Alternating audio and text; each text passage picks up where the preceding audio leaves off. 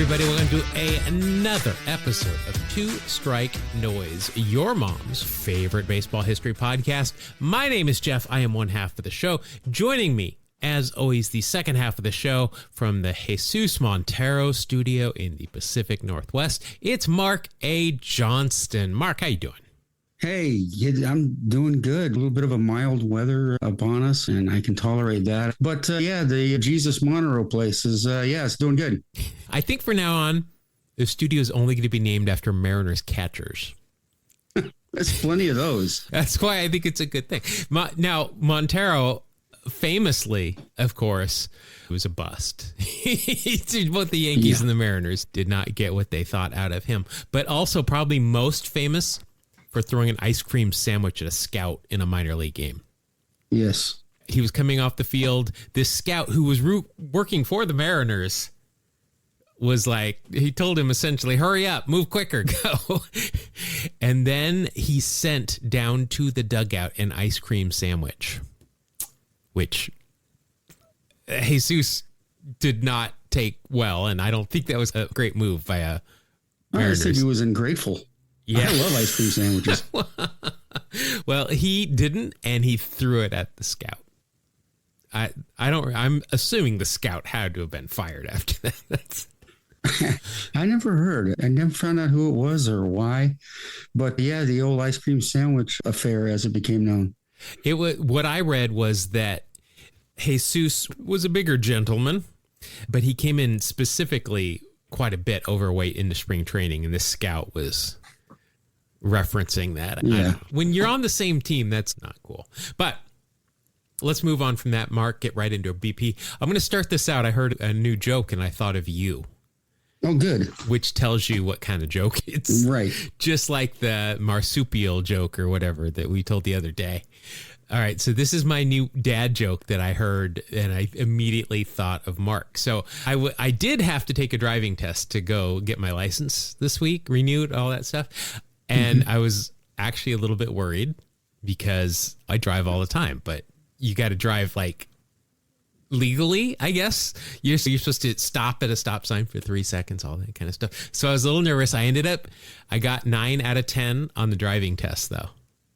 The last guy, though, was able to get out of the way. Just otherwise, it would have been perfect score. Now, that's funny. All right, so everybody that knows Mark will hear him tell that story in the next couple of weeks. Mark, we were talking about Jesus Montero. He's from Ontario. So that's the next Green Day song is Jesus of Montero. That's right. But we were talking about the Mariners and stuff. So you were in the Greg Briley studio a couple of weeks back. That's right. Remember, and believe it or not, Greg Briley back in the news today. Right on. He pops up all the time. But a father and son started collecting baseball cards during the pandemic, as a lot of people did, got back into that hobby. The dad, I'm guessing he's in his 40s now, but they've been buying a bunch of bulk lots. Some opened, a lot not opened, just stuff. Any kind of baseball cards they can get cheap. So they bought 60,000 cards from one guy. I think some of them were in boxes, some of them were loose. They gave him $500 is what it cost for 60,000 cards. Problem was, of those 60,000 cards, 10,400 of them were Greg Briley cards. Like Wow. The same one. They're the upper deck, the 88 or 89 upper deck. All mint. Wow, that's a lot. I'm guessing literally the seller, this must have been the best day of his life because he's thinking like, how am I going to unload these 10,400 Greg Briley cards? Nah, this was, I wonder, does the Tim Wallach guy even have that many Tim Wallach cards? Yeah, that's impressive. I mean, he's cornered the market on Greg Briley and then sold. The suspicion is here that he worked for Upper Deck at some point. And Upper Deck had all those Griffies because Upper Deck would replace a card if it wasn't perfect coming out of a pack. You could send it to them and they'd send you a new version. So everybody did that. And I didn't know about this, but so Griffey was the number one card in that set. Like it was number one. So in the sheets, it was in the top left corner. which is one of four corners where you're going to get damaged a lot more than a card that's in the middle. So a lot of people were sending in damaged Griffey cards, so they just started printing out sheets of Griffey cards, which is why the value is gone down on these, because they flooded the market with so many of these. Was there a Greg Briley issue at some point where they had to print just sheets and this guy got them all? I don't know. I would wallpaper this office with him, I think. Pave my driveway. Make him an offer. You know what we make here for this podcast, so I'm not going to be able to give them too much. Maybe the large amounts of cash that we pay ourselves. Anyway, good for Greg Briley getting his card back out there. They should try and get him all signed. Greg Briley's like, kill the guy. His arms. Briley's, I've never signed this many autographs in my life before. Let's see, something that is worth actual money. A program from the initial 1939 Hall of Fame, the very first one, the induction ceremony, brought in a record amount from a recent auction. It sold for $315,000. Now, it wasn't just because it was the program. All 11 living inductees at the time signed it. So that means Babe Ruth, Honus Wagner, Cy Young. Ty Cobb signed it twice. I'll get to that in a minute. This is the most that has ever been paid for a program, topping the previous record, which was $241,000 for a 1903 World Series program. That was in 2011. Wow. So the owner's parents, has been handed down, obviously. They attended the Hall of Fame's debut induction ceremony in 1939. Mom, that's all no name, just Mom, was going around getting everybody's autograph on this thing. And this is creepy. Ty Cobb, in exchange for his signature, demanded a kiss. Ooh, okay. Ick. This is 1939, so things are different. He signed it twice because she gave him 2 kisses. So that's why he's signed twice on there. And somebody I saw in the comments made a joke about he got to second base. So he signed it twice. Among the class that had signed it that I did mention with Ruth, Cobb, Wagner, Johnson, Cy Young, Tris Speaker, Grover, Alexander, Knapp Lajoie, George Sisler, Eddie Collins, and Connie Mack. She also got it signed by Mel Ott and Lefty Grove. Wow. This could be the most incredible autographed item in baseball history. It's really impressive. Yeah. Authenticators said this is good to go. All of them are legit. So it'll be in the background of my streams from now on. You can see what I bought. Cool. We mentioned how much we get paid for this, so I shelled out the $315K for it. Thought it'd be a good addition. All right, Mark, John Kruk. Yes. We're fans of the Krucker. You might not have seen this because these have all happened here while they're playing the Mariners, and you've got to listen to the Mariners broadcast, I know. So first, this is a great piece of audio by John Kruk talking about clocks. So you know how I think of things when I have free time and I shouldn't? Yep. So I was wondering. Yep. The person who invented the clock. Yeah. Which one, the digital or the hand? The first clock ever. Okay. How did that person know what time it was? Just the silence at the end. You got to set the clock at something. They just guessed. But does John Kruk really come up with these things, or is like Chat GPT giving him prompts, or does he have a writer? I don't know. He's a funny dude, but that wasn't the end though. They also had some sandwiches delivered that he was a big fan of, but then somehow it veered into being vegan. And this is John. You can imagine what John Kruk thinks about vegans, but here you go. If I ever become a vegan, would you just punch me in the face as hard as you can? Sarge asked us to do something to him if something happened, but we didn't do it. So, yeah, we would do it to you. Please do. Just take turns. You go first. I would never do that. Then Ben and Ruben, Larry, Scott. Larry might do it. I would never do it, though. He's just going on naming names of their production crew who would punch him in the face if he became a vegan. They can take turns, he even said. Yeah, I know. Right? Listen, let's just not forget, he is not an athlete. He's a baseball player. That's right. Little League World Series is coming down to the wire. I don't know. It's getting down to the final games. And this is they were interviewing a couple of little leaguers before a game. One of them is named Misha Lee. He's the second person you're going to hear here. These are both kids. They're both playing in the Little League World Series, about who they want to meet during the Little League game where the Mets and the Mariners played in Williamsport. So this was their responses. This was their responses. First, the kid from, I don't remember where he's from, and then second is the kid from Canada. Graphs or pictures you want to get of any players in specific? I want to get Juan Soto. Okay, all right. Juan Soto's a popular one. Misha, what about you? Juan Soto on your list as well? He's kind of overrated. Overrated? He's all right. He's all right. Cal Raleigh. Okay, all right. You take an autograph from anybody there, right? He's pretty good. All right, so he went with Big Dumper. He thinks Soto's overrated. And as soon as that first kid spoke, I said, "Oh, this kid's from Australia." He's like, Juan Soto, hi, mate. All right, then when you said Juan Soto, I thought I heard Han Solo. I wouldn't mind a Han Solo autograph too. Yeah. Why not? Now, it's funny because in the comments of this, the kid from Canada is named Misha Lee, and he's just this big, blonde kid. But I enjoyed in the comments section, there was a entire thread about being Donna Chang, which we'll save that for the Seinfeld episode. But there you go. Mark, a couple of weeks back, I believe it was when you admitted to cheating on Wax Packs Heroes and said some other salacious things. Yeah, it's so funny. I have no recollection of that. You were on one that day. I heard it. I talked about Chris Carter because he had hit his 500th career professional home run, still playing down in Mexico. And there was a thread on Reddit this week about other players that have hit 500 or more professional home runs, most of which were not in the big leagues. So the name Kareem Garcia came up. You remember him?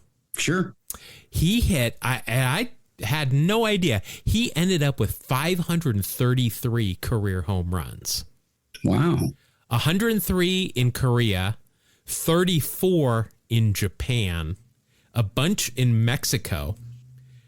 Let's see, 182 in the minors and 66 in the majors.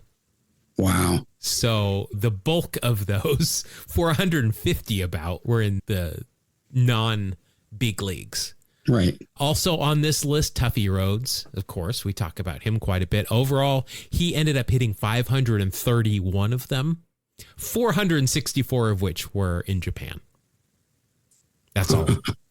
That's a lot. Also, yes. I mentioned, like I said, Chris Carter, 509, a lot of those in Mexico.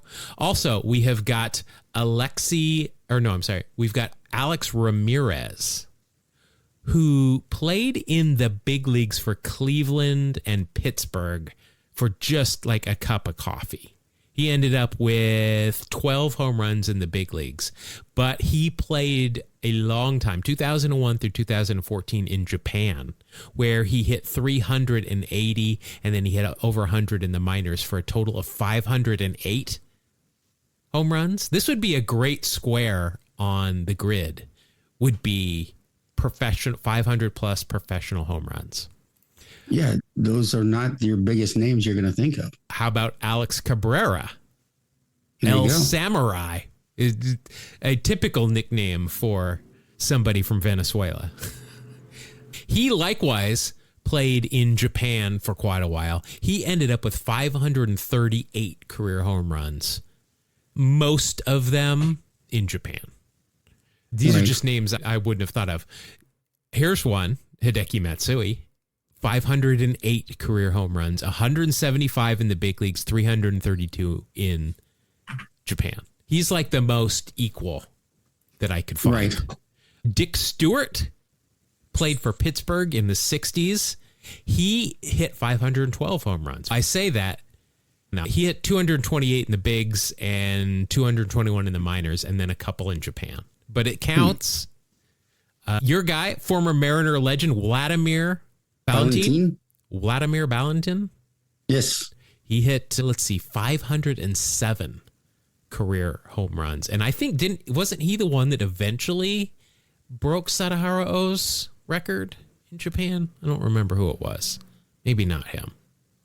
Now, this one, just barely missed. Daeho Lee. Daeho Lee ended up with 488. So close. 472 in Japan and Korea, 14 in his one season in Major League Baseball.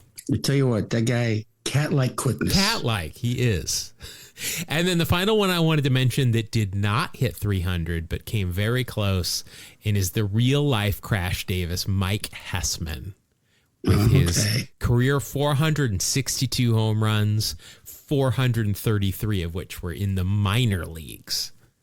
He also played in Venezuela, Mexico, Japan, a couple of foreign leagues, but didn't hit that many. But very close. So I just wanted to highlight those guys. Mark, this show is debuting on August 22nd.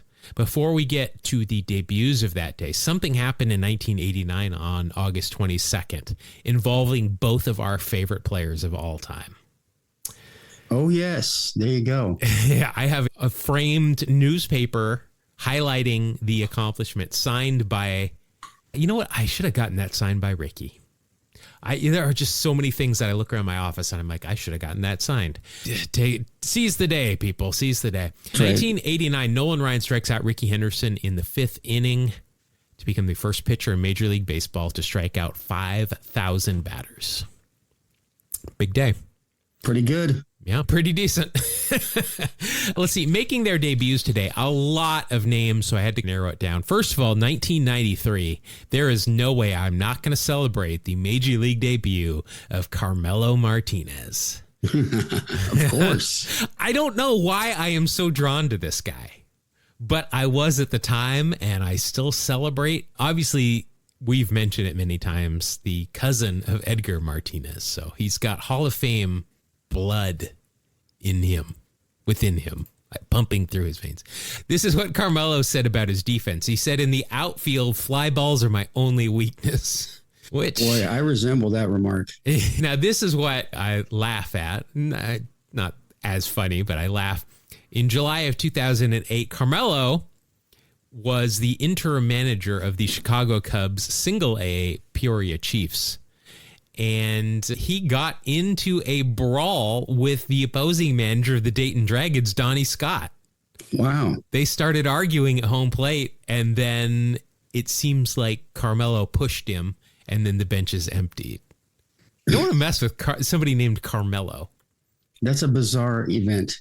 It is. I think caramel is one of my favorite things, like caramel syrup, what were those candy bars? I was right in the middle. Caramello? Very close. Do you think he should have sued them? If he came first, I don't know.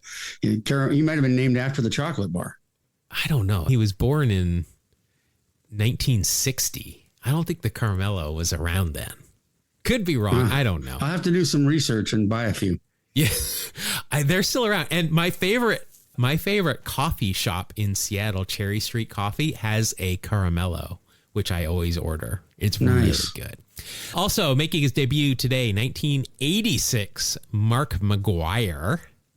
Most home runs by a rookie with 49 in 1987. That has since been broken. Now, we've talked about his towel-wrapped thirst trap on Mad About You before, just because that's one of my favorite shows. He was also on The Simpsons, not the Homer at the Bat Simpsons, but he was on The Simpsons, so he's got good pop culture cred here. I think his best role, though, was in the Greg Maddux, Tom Glavine Chicks Dig the Long Ball commercial, where I don't think he speaks. But no, I don't remember. We did a whole episode on that, didn't we? Way back. Yeah. Like at the first year sometime we did that. And then in 2003, we mentioned this earlier, so take a shot if you play the game wherever we do something from our podcasting 101 class and tie something together with something earlier in the episode. Go ahead and take a shot, because Mike Hessman made his debut in 2003. There you go. Yeah. And then quickly, Dustin Pedroia made his debut. I had heard him called PD or PD before. The Laser Show, I had not heard that one. I think of Ramon Laureano when I think of Laser. and the Muddy Chicken. Okay. Now, I think they play Muddy Water or something after each win at Fenway, so I'm assuming it has something to do with that. But this was his first year on the ballot. He scored 11.9% of the vote, so he will be on the ballot next year. I don't know. I think he's a Hall of Very Good guy. Yeah. But that's just my interpretation. All right. Something build down the road from the Hall of Fame, the Hall of Really Good. There is a podcast called the Hall, or maybe it's a website. I don't know, the Hall of Very Good. Yeah. I think he should be in there. He's a top tier Hall of Very Gooder. In Inner Circle. Absolutely. In Inner Circle Hall of Very Gooder. All right, Mark, that's going to do it for our BP segment. Let's let the grounds crew do their stuff. I am handing you the keys to the castle this week, Mark. Have fun storming the castle. This is all you. I am going to sit back and relax and learn something new about somebody I don't know a lot about. So what are we talking about this week? We're going to talk about Mike Marshall, the relief pitcher, not the 80s first baseman for the Dodgers. Although this Mike Marshall did pitch for the Dodgers. Okay. He was the very first relief pitcher to receive the Cy Young Award. Okay. So I found that out and I was like, well, what's the story there? So I started doing a little bit of research and found out he is an interesting kind of guy. Michael Grant Marshall, born in 1943, right-handed relief pitcher, pitched for the Expos, Dodgers, Twins, Tigers, Pilots/Brewers, Astros, Braves, Rangers, and Mets. He was known as an Iron Man as a reliever. He was not just a great reliever. He changed how people thought about pitching, about arm motion. Challenged a lot of conventional wisdom with what they would call evidence-based mechanics and training. So you want to learn about Mike Marshall. You want to learn about this thing called, and I want to pronounce it right, kinesiology. And I know that's how it's pronounced because I looked it up and I pressed this little button. And it pronounced it for you? And it said kinesiology. See, kinesiology. Just whenever, if you're going to use that at all, the rest of the story, make sure you push the button and just let it say it. I'm not using it at all. Oh. Okay. So kinesiology, you're probably wondering what kinesiology is. Okay, you've used it twice since you said you weren't going to use it. That's very disappointing. Go ahead. Kinesiology is the scientific study of human movement. It encompasses the analysis of mechanics, physiology, and the psychology of physical activity. So Marshall, when he started pitching, he started getting into this whole idea of how he could have a lasting career, how he could pitch more often, how he could pitch better. So he started studying kinesiology. He actually got a degree in kinesiology as he was pitching because it interested him so much. He actually took on some pretty unprecedented workloads and was still quite good as he did so. Very independent thinker, kind of guy that brings intellectualism to baseball, like you and I wish we could. Not something that generally you think of a reliever being a smart guy. Right. They're usually pretty aloof. This guy had it all. All right. Well, he wasn't a lefty, so okay. Okay, let's talk about 1974 because this is really where it all comes down. He wins the National League Cy Young Award for the Dodgers in 74. He had led the league in saves the previous year in 73 for the Expos and again in 74 for the Dodgers. Now, this is an interesting thing. He actually set the single season workload record for a reliever with, count them, 106 appearances in relief. Wait, that's almost 2/3 of a season. It's insane. This is what captured my attention. Okay. 208 and a third relief innings out of this guy in 74. Like, you're lucky if you get a starter that throws that many. And I also just Absolutely. did the math. I realize 106 is probably more than 2/3 of a season. So This is true. Yes. don't at me here. Yeah. He corrected himself. He's good. He pitched famously in 74. He pitched in 13 consecutive games. Oh my God. 13 consecutive games they brought him in. This was Walter Alston, and he knew he had a unique guy on his team, and he did not hesitate to use him. 74, the Dodgers won the pennant, and of course, did not win the World Series because in 74, we know your Oakland Athletics won. But arguably the greatest relief season of all time. Volume, leverage, effectiveness, never been matched in any capacity. He did earn his PhD in kinesiology, exercise science from Michigan State University, and this was after he reached the major leagues. I'm going to try and explain a little bit to you about what he reported, what he learned, even though I don't completely understand it myself. The core biomechanical idea was that he emphasized early and active forearm pronation to protect the ulnar collateral ligament, the UCL. Okay? I do that all the time. And this was the key to everything. The UCL, I believe, is what gets replaced when you have Tommy John surgery. Yeah, I think so. So he wanted to protect that instead of getting into a position where it was going to need surgery or something else like that. So he just learned basically how to throw different than everyone else. Now, he did meet with a lot of people who, and still to this day, people don't want to look at his work and look at kinesiology and all that stuff. But he did change the way relievers are approached, the way they warm up, the way they are used in some capacity. Let's take a look here some more at this 1974 season. 31 years old. He was 15-12 that year. 106 games. As a closer. 83 games finished, 21 saves. 208 and 1/3 innings, allowed 191 hits, and had an ERA of 2.42 and a whip ratio of 1.186. How would you like that strat card? That whip is high for a closer, but yeah, under 1.2, but still a guy. Yeah, I mean, he led the league with 21 saves. 21 saves leads the league. Yes, wasn't a huge stat at that time, which is why no reliever had ever really won, had never won the Cy Young Award up until that point. At 72 for the Expos, he finished 4th in Cy Young voting, 10th in MVP voting. In 73, he finished 2nd for the Cy Young Award and 5th in MVP voting. And then in 74, of course, the big year when he won the Cy Young, finished 3rd in MVP voting, a relief pitcher. Just blew me away, this guy.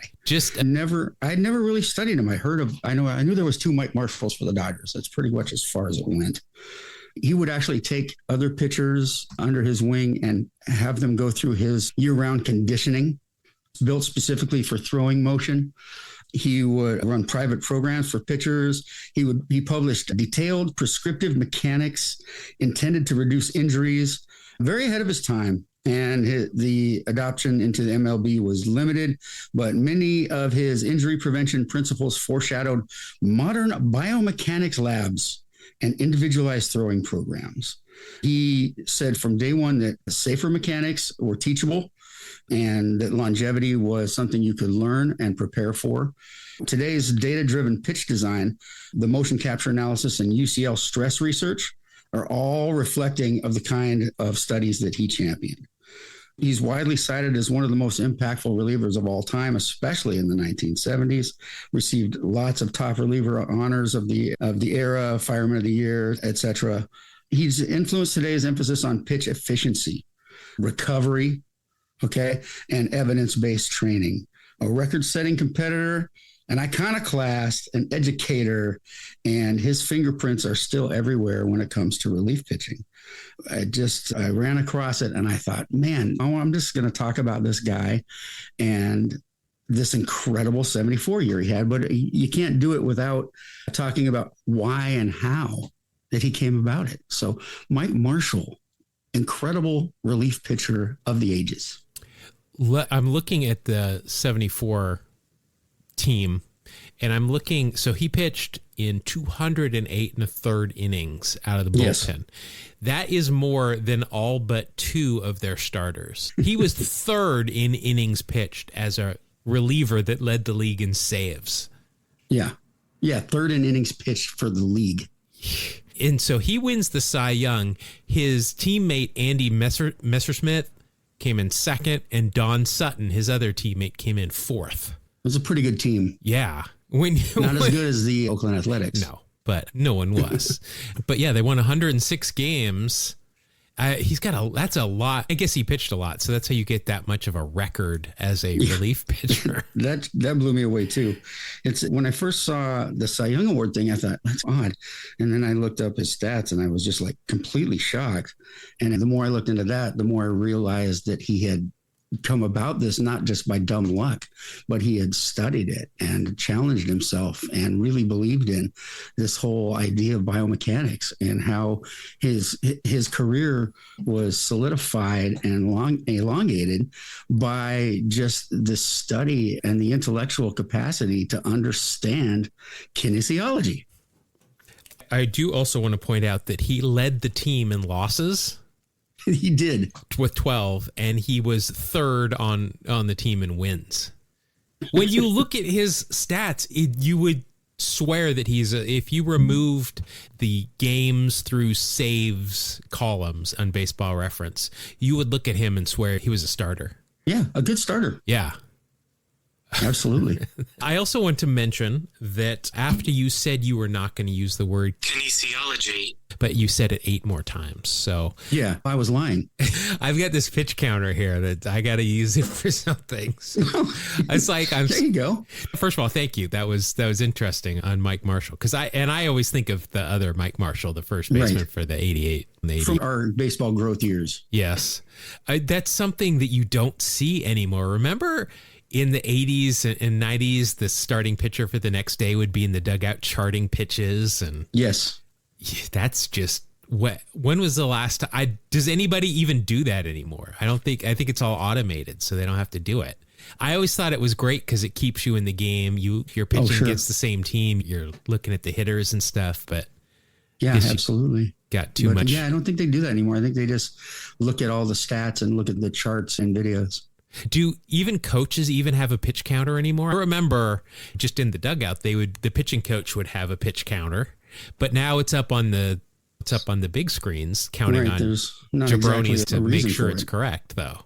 I know, judging from my own work, I never miss the pitch count. No, you would never catch either of us in a million years logging on to MLB.com to find out what somebody's pitch count is. Verifying how many amount. balls and strikes they've thrown.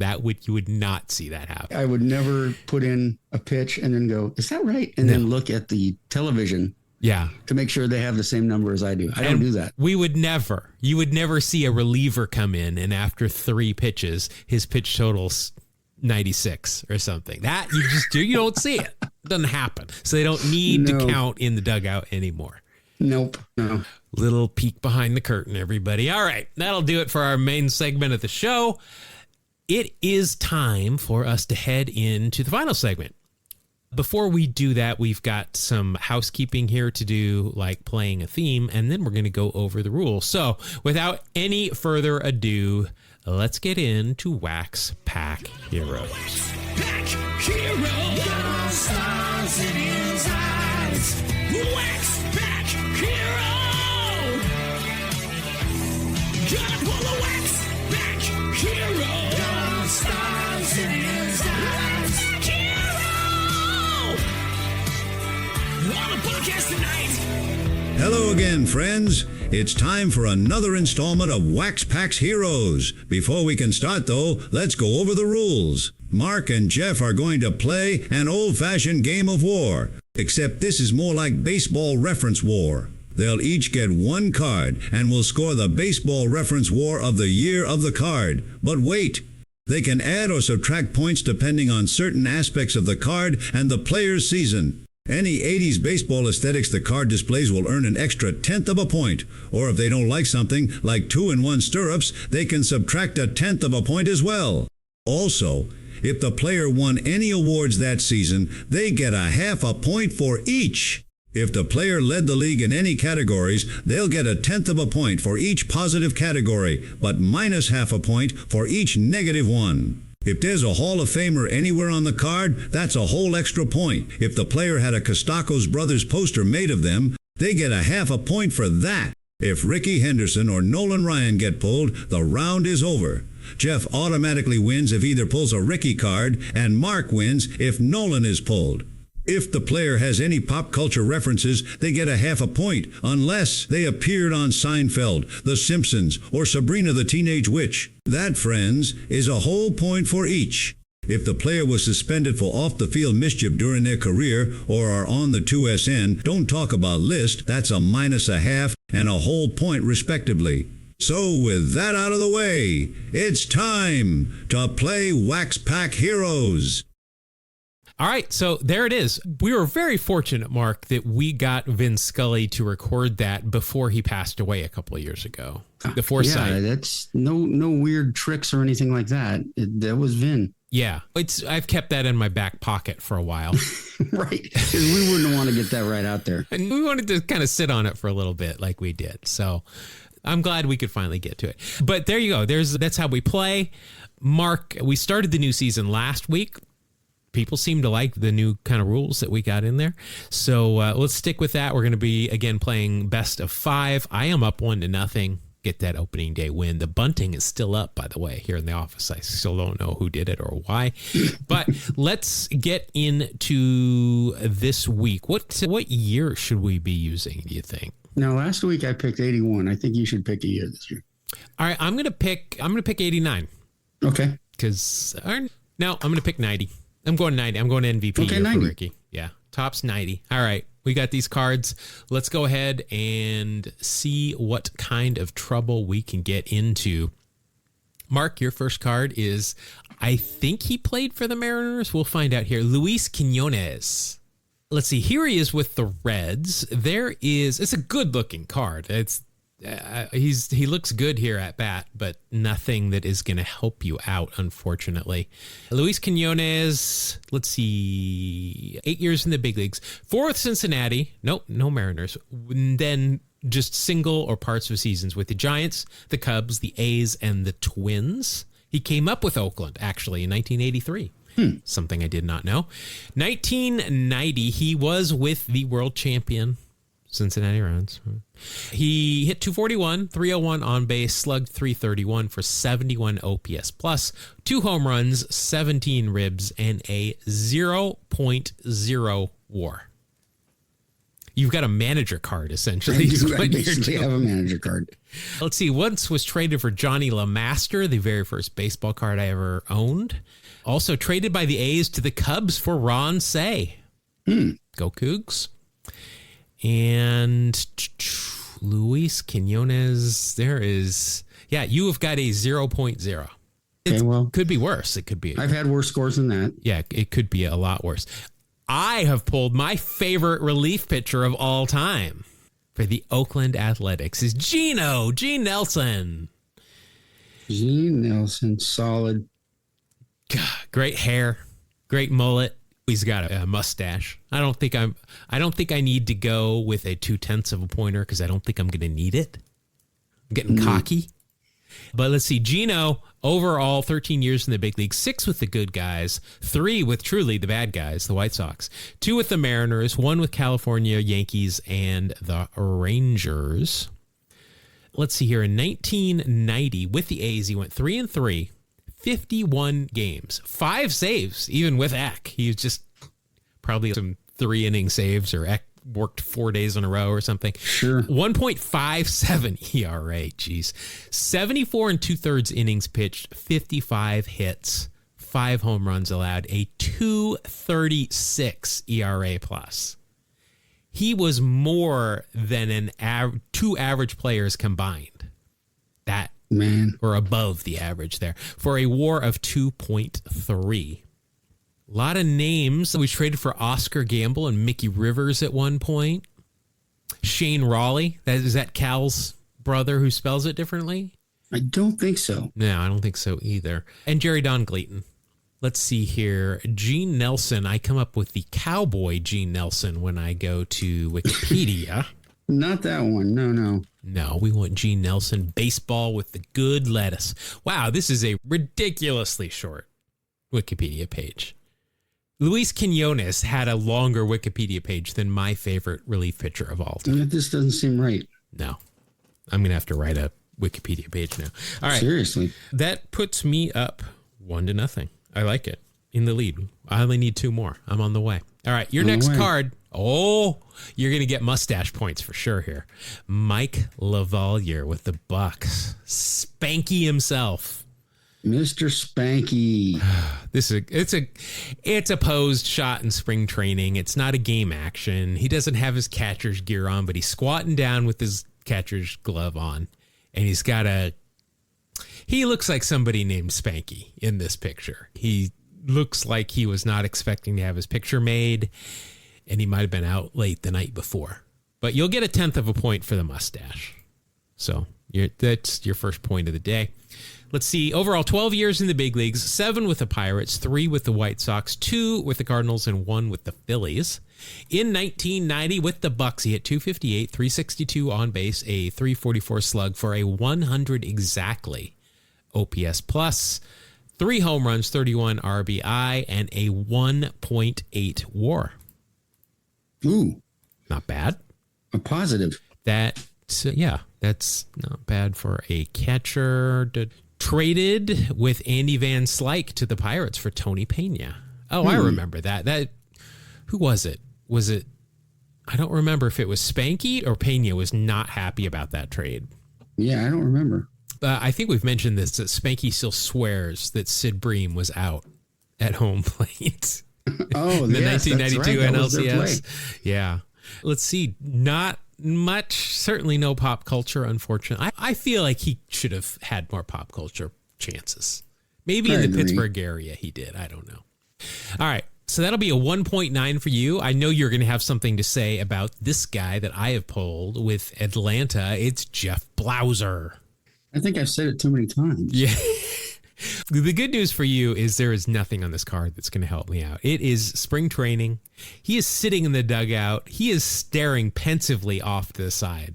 And his hat looks suspiciously, I was going to say airbrushed, but he's clearly got a Braves jersey on. But he's not looking at the camera. It's like he's legitimately trying to not pay attention to having his picture taken. But let's see, Sacramento guy, didn't know that. Overall, 13 years in the big leagues, 11 with Atlanta, 2 with the Cubs at the end of his career. In 1990, he hit .269, .338 on base, .409 slug for a 101 OPS plus, 8 home runs, 39 RBI, and a 1.0 WAR. I got you with my defense. Yeah, I think so. Let's see. Blauser was a first-round draft pick twice. First by the Cardinals, 8th overall in '84, and then later in the supplemental or the secondary draft, Atlanta chose him with the number 5 overall pick. So he's got that, but I don't remember. Yeah, I don't see any pop culture things here. So that is going to go to you. We are now tied. We are knotted at 1 apiece. And your next card is pitcher for the Houston Astros. It is Mark Portugal. Let's see, nothing that's gonna get you anything. It's interesting on this picture. It's not even an action shot. It's just him in spring training. He's got a goofy look on his face. He's not looking at the camera though. The Topps photographers must have been told, if they're posing, don't let them look at the camera. But on his glove, in like Sharpie, he's got something written on the thumb. Kids used to write their names on their gloves. I think it says Porch, which Mark Portugal, I guess maybe that was a nickname. I don't know. Yeah. But you just don't see that happen on a big leaguer's glove very often. Overall, though, 15 years in the big leagues, 5 with Houston, 4 with Minnesota, 2 with the Reds, Giants, and Phils, and 1 at the end of his career with Boston. In 1994, Houston, he went 11-10, 3.62 ERA, 196 and 2/3 innings, gave up 187 hits, struck out 136 for a 103 ERA plus, and a 2.6 WAR. Not bad. Now, has anybody, nobody we've pulled up has had a Kostakis Brothers poster. I think no. I just want to make sure. Nobody's led a league at anything either yet. Our new rules are. That's right. We got to watch out for those. Helping us out. But so you got a 2.6. It was traded for Deion Sanders and Scott Service at one point. You would think those two could get At least Scott Service, big haul just on his own. I don't miss Scott Service at all. I'm being honest. I don't watch a lot of Mariner games anymore. I don't miss Scott Service. So. Yeah, nothing else here. He did win a Silver Slugger Award in 1994 as a pitcher. He did. He hit 354. Yeah. You need to remember that for a 300-plus square on the Immaculate Grid. Mark Portugal. That's going to get you some serious percentage. Definitely points. Get you some points. All right, so you've got a 2.6. Is that right? Yes. 19, yeah. All right, and you will be going up against, for me, I like where this is headed, with the Milwaukee Brewers, Greg Vaughn. Now, this is... Greg Vaughn had a couple of really good years. Well, let's see here, because this is no rookie cup here, but it says future star, which leads me to believe he might not have been playing in 1990 in the big leagues. But he does have a mustache here in this card. He also is wearing one of those cutting weight plastic things under his jersey. Oh, yes. Which is definitely an 80s baseball aesthetic. So that'll be 0.2 of a point for those two things. Let's see. Overall, 15 years in the big leagues, 8 with the Brewers, 3 with Tampa Bay, 3 with the Padres, and then Cincinnati and Colorado. 1990 with the Brewers, he did appear in 120 games. Hit 220, 280 on base, slugged 432 for a 98 OPS plus, 17 home runs, 61 RBI, and a .2 WAR. So unless he appeared on Seinfeld, Sabrina, and The Simpsons, I don't think I'm going to pull this one Greg out. Vaughn. Don't remember that. No, I don't remember that either. Let's see here. Wow, he was drafted. He likewise was drafted in the first round twice. He was drafted 5 times before he finally signed. But in 85, the Bucks picked him 19th overall, but he didn't sign. And then the next year, the Brewers picked him 4th, and he did sign. Let's see here. He was traded with quite a few names that we know a lot, but nothing too spectacular. Cousin of fellow major leaguers Mo Vaughn and Jerry Royster. He is in the CCBL Hall of Fame, the Cape Cod Baseball Hall of Fame. And that's about it. Not much. All right. That sucks. Or no, that's you. Is that who's... Wait a minute. Who had, let me look. Hi, this is future editor Jeff. While recording this episode, we were interrupted about right here by a ringing doorbell and a lot of barking dogs. By the time order was restored, we had both forgotten where we were in this game of Wax Packs Heroes. We guessed, and inevitably we guessed wrong. So for the rest of this match, just enjoy the names, the stories, because we were clueless. More so than usual. Also, it was surely 100% Mark's fault that somebody came to my door, rang my doorbell, and got my dogs all worked up. That being said, back to the game. So let's see. I've got, with the Cubs, I've got Rick Sutcliffe. So good news for me, he's got real stirrups. This is an actual spring training action shot. He's on the mound. He's just released the ball. He's following through. He's got his beard and mustache, and he's got real stirrups. So there, I've got 0.2 of a point right out the gate for the Red Baron. Did Red Baron Pizza ever do anything with him? I don't think so. Yeah, they should have. Easy for me to say at this point. But 1990 with the Cubs, he went 0-2 with a 5.91 ERA. Only pitched in 21 and a third innings, but gave up 25 hits, 7 strikeouts, a 71 ERA plus, and a minus .1 WAR. Wow. Now, I believe we've had him recently, and there is no pop culture references. We'll check here. No, there are none. I was just looking. All right. Just announcing baseball. Yeah. First round draft pick by the Dodgers, 21st pick overall in 74. Traded by Cleveland along with Ron Hassey to the Cubs for Joe Carter, Mel Hall, and another guy. Don Schultz. Okay. Don Schultz, who he pitched for 6 years as a right-handed pitcher.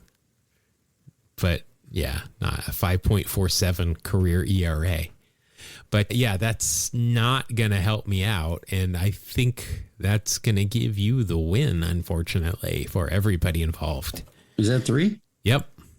Wow. There you go, sir. Congratulations. It's a big day for us. Yeah, the champagne is flowing in the clubhouse after game 2 of the series, of the season. But yeah, congratulations. There you go. All right. All right, there you have it, Wax Pack Heroes. Thank you. I hope everyone enjoyed little Vin Scully action. Glad to be able to fit him in. I don't know if Jimmy Kimmel still does it, but at the end of every show, he apologizes to Matt Damon as if he was going to be on and is just, they ran out of time. Does he still do that? I have no idea. That's what I feel like we did with Vin there. We just kept him in the back. Yeah. After we had him record that. That was an expensive cameo, by the way. Yeah, it really was. You have no idea, people. All right. That'll do it. If you want more of us, find it all in the show notes. Also, if you want, I'm going to keep mentioning this. I stream 3 days a week on Twitch and YouTube at 9 o'clock Pacific Coast time. If you join in, we've got some listeners that join me. It's fun. We do some baseball dailies. We do the grid. We do starting 9. I think I'm going to start playing a little bit of out of the park baseball. I'm going to replay some seasons on there. We just do basic baseball stuff, goof off, have a good time. If you want to join us there, you can ask questions as opposed to just us talking at you. It's a lot of fun. Yeah, that's a unique thing. That's a what? That's a unique thing right there, because we don't like to give up the floor. No, we don't like to talk. Period. No. But all right, if you want that, you can find it all in the show notes. Also included in the show notes is our email address. Mark? Email address. Yes, we have one of those. It is Two Strike Noise. Spell it out. TWO strike noise @gmail.com. I think you could put any .com after Two Strike Noise and we'll get it. We have many email addresses for many different things. We just decided to make it complicated. But all right, there you go. Thank you again for joining us. We will see you again next week on another edition of Two Strike Noise. Thank you. God bless you. Have a great day.